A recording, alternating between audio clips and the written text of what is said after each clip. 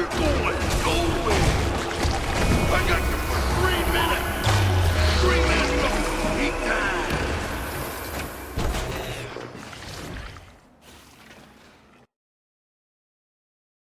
You want to play Ranger, so what should you play?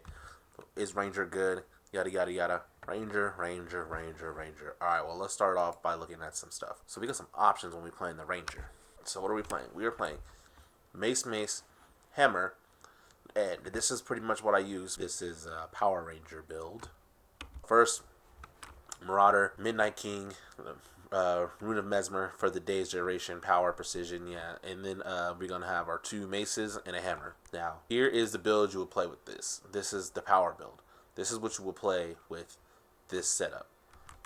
So let's go over some stuff. We got the opening strike. When you swap pets, basically you get Fury, which gives you basically your opening strike back. Your opening strikes do cripple, whatever. Gain an attack of opportunity for you and your pet on interrupting a foe. Days and stuns durations last longer.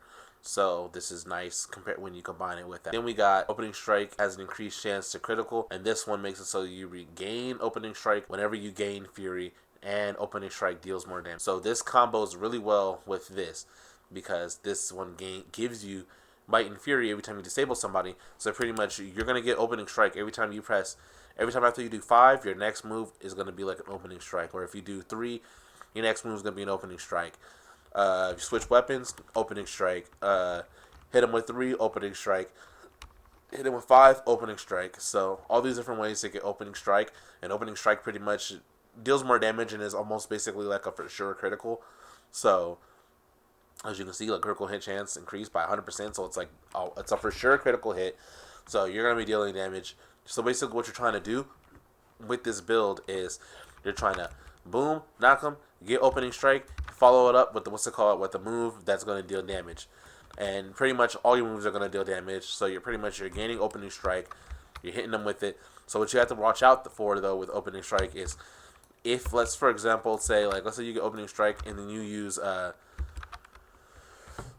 move like 5 on the mace. 5 on the maces where they hit multiple times. That first hit is gonna be a damaging hit. So you pretty much when you're opening striking, you're gonna want to be hitting.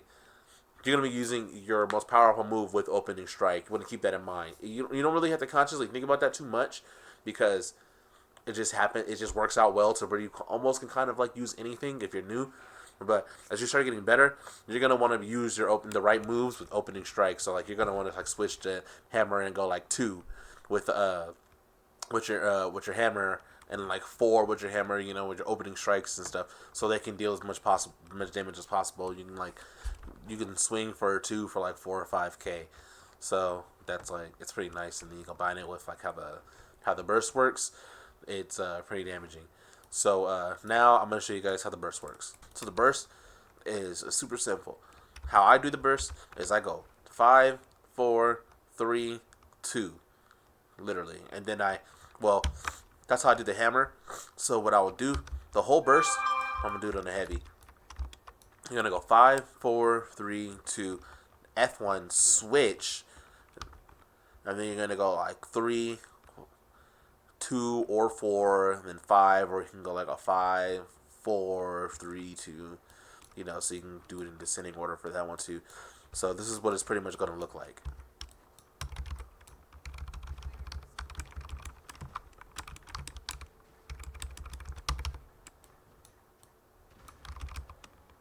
Okay, so my game didn't animate very well, but that's essentially the burst. And yeah, it kind of really didn't look like a burst, but that's pretty much what you're going to want to do in order to pretty much take down most enemies. That's the combo. So now let's talk about your utility skills and other stuff. So pretty much what makes this build so good is the fact that you're a druid. So you've got Healing Spring, you've got Signet of Stone, Glyph of Equality, Protect Me, and you have Glyph of the Stars. So Glyph of the Stars can be used kind of as a cheat code at first. When if you can predict that you're gonna die, you can pretty much die. I guess I can show you guys this. Let me show you this.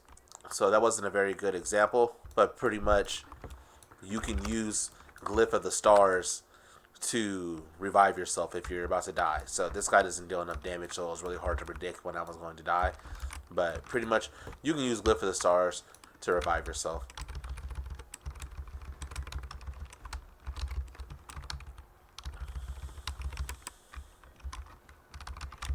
So how you pretty much use how you pretty much gonna use these? So when you get low, you're gonna Healing Spring. Obviously, Healing Spring can remove a condition, but it removes conditions over seconds. So if you stay in it long enough, you can remove several conditions. And then about like 3, I think. Let's see, number of pulses, 5. Anyways, then we got Signet Stone. This is your panic button. So if you're getting burst and you don't know where it's coming from or anything like that, just go ahead and hit this. And then Glyph of Equality is another way to get back your opening strike. It dazes, and whenever you daze, you gain. Whenever you daze, interrupt, anything like that, you gain opening strike. So this is when you're doing a combo, you can throw in a Glyph of Equality to give yourself opening strike to interrupt and deal more damage. And then Protect Me. This is also basically like a panic button. If you're getting wailed on, Protect Me to gain barrier, and then on top of that, you take reduced damage. So Protect Me, really good. And then also Glyph of Stars, super good. It gives you healing and stability and removes conditions. 6 pulses. Combo Field Water, so you can heal in it, reset up, go finish a stomp, cast Glyph of Stars, and you also can use it in your Druid mode as a heal. As a really good heal, actually. Then we got Druid mode. So when you go into Druid mode, the first thing you want to do every single time is press 2. Just as soon as you go into Druid mode, you're just going to press 2. You can press 2 no matter what, too. You can use it if you're stunned. You can just always use 2. And then you're going to go 3. And then you're going to go 5. So 5 gives you stability. So 5 is really good. So as soon as you go into Druid, 2, 3, 5. And then you use 4 as just extra healing. When you exit your Druid form, you're going to go invisible. So you're going to want to be able to use that to your advantage. And you get super speed. You're pretty much going to want to go into Druid form, go 2, 3, 5 really quickly, move to cancel 5. You can either use all of 5, because in power form, 5 does a lot of damage, actually. So you might want to go ahead and use the entire 5, but afterwards, pretty much you're going to loop those skills and then add in 4 whenever you feel like you can. So that's pretty much it. I'll go ahead and show the build in action now.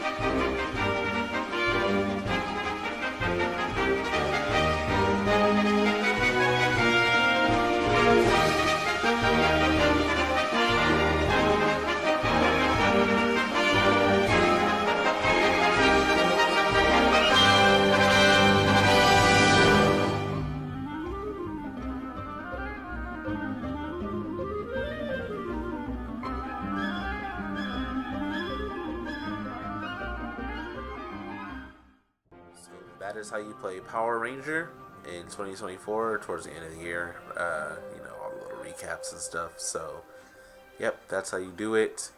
If you use this build, you can get to the highest ranks. This is a great build. Thanks for watching.